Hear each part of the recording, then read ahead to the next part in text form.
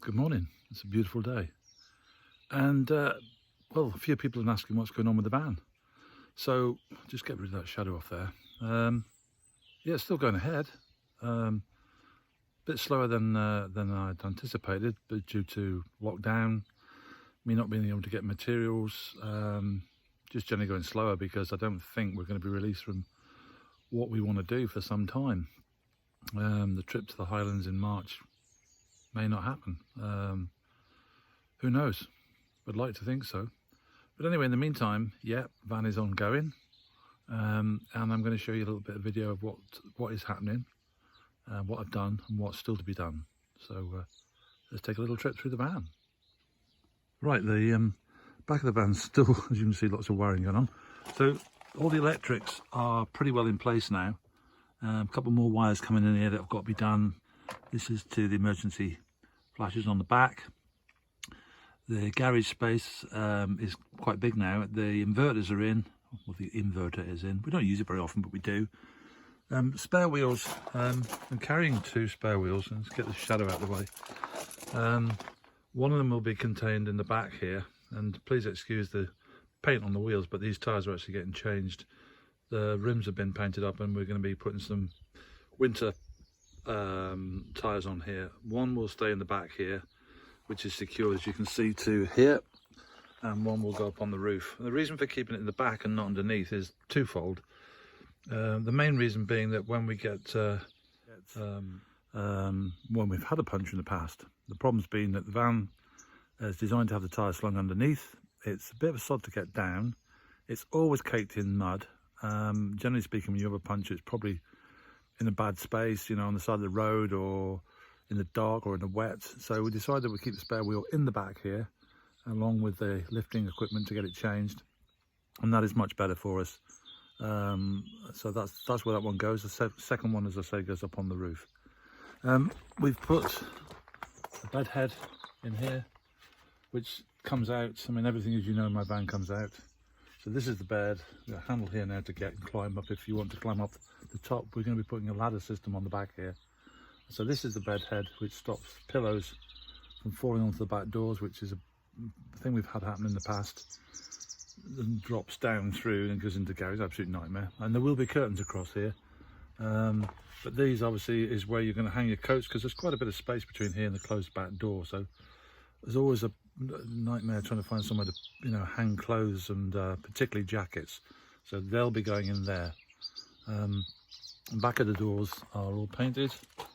And as I've mentioned in the previous video, we try to keep the back doors fairly clear of things, because obviously if you open them and it's raining, they're going to get extremely wet. So that's the garage space in the back, as I say, quite big. And we'll have a look in the front now, see what's going on there.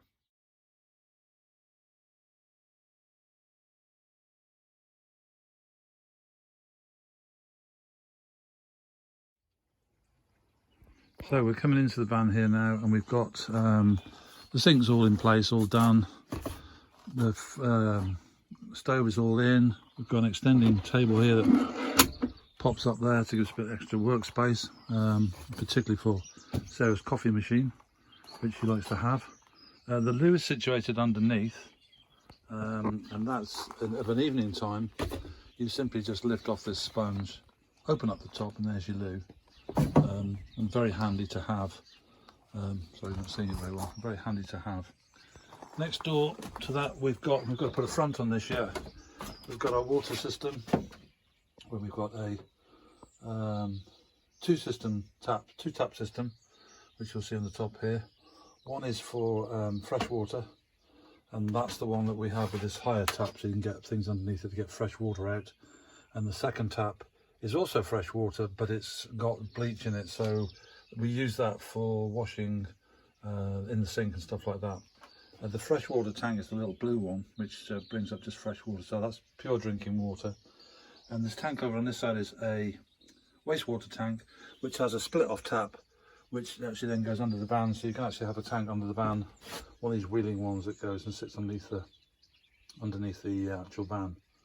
Coming up the top, we've got TV just held in place a moment for a bungee, because this is not actually the TV that's going to be here, because there's going to be a satellite television in here. And we've got some storage around here. Then of course we'll have storage. We've got storage cupboards right the way along. A bit difficult to see on this camera, I'm sorry, I'm going to pull back a little bit, give you a bit better view. And we've got 3 big storage cupboards. And then here we've got the large bed, which pulls out, and I know most of you have already seen that, but we just simply pull on here and this bed slides out and actually fills this space here and gives us a bed that's over 6.5 foot long. So that gives a nice big bed. And as you can see now, the headboard doing its job at the back, which is designed to, as I say, stop those pillows from dropping down. So plenty of storage at the top. These cupboards have still got to be insulated. They've got the gas struts on them to keep them up. So that was a problem in the last van, was always having to hold it up with your head, which is an absolute nightmare. So we've got the gas struts on every cupboard now. Another one on that one. Again, it's got to be insulated in the back, and then this will be shelved off, because this actually will be a cupboard for the kitchen department.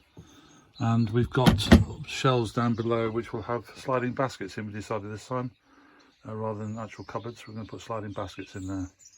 And the cooker, you can see, is already set up and ready to go. And then underneath the storage, underneath there, we've got another big storage area. I'll just take you down there, which again we're going to put baskets in and have that as open storage. It helps in a way because it saves up lifting up seats. But we've got plenty of seating here, so we've got a seat, shift this blanket, dog's blanket, sorry. Seat there to sit at, seat over there to sit at, and the seat over there to sit at. And of course the table will then go in the middle of this floor, which will then carpeted. So most electrics are done, wired up to the Zig unit, which is over here. So we put these switches on and that gives us our lights and everything else that we want. Kitchen lights here somewhere. Which one of these? Where is it? One of those is kitchen lights. I can't remember which one it is now. But they're all working. Oh, that was actually on. This spotlight thing I don't think is on. Yes, it is. Oh no, it's not. There it is. That's it. That's on as well. So that gives us some extra light in the sink if we want it. And that's controlled there, or it's actually controlled back up here on the Zig unit. So yeah, so that's all the lighting. And of course we can also, through the use of a switch here, find out what the power in the batteries is. But of course we've already got solar on, and solar is telling us what's happening. So the solar panels are controlled through here and tells us what's going in at any one time. And then below that we've got the Propex gas heater, which gives us blown air heating, which is absolutely fantastic. Again, not finished off completely, but at the tops of the beds there and both sides we've got reading lamps and also USB points for the phones. So that's there. So you can see how the bed head is kept in place. It's just simply bolted. It just simply sits in there, bolts in, and job's done.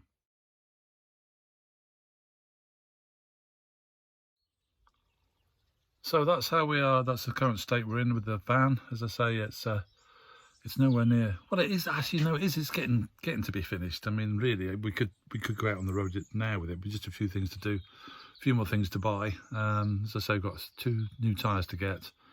The roof rack is all in place and is looking great. We've installed the. Let me just see them over here. Install the fire extinguishers.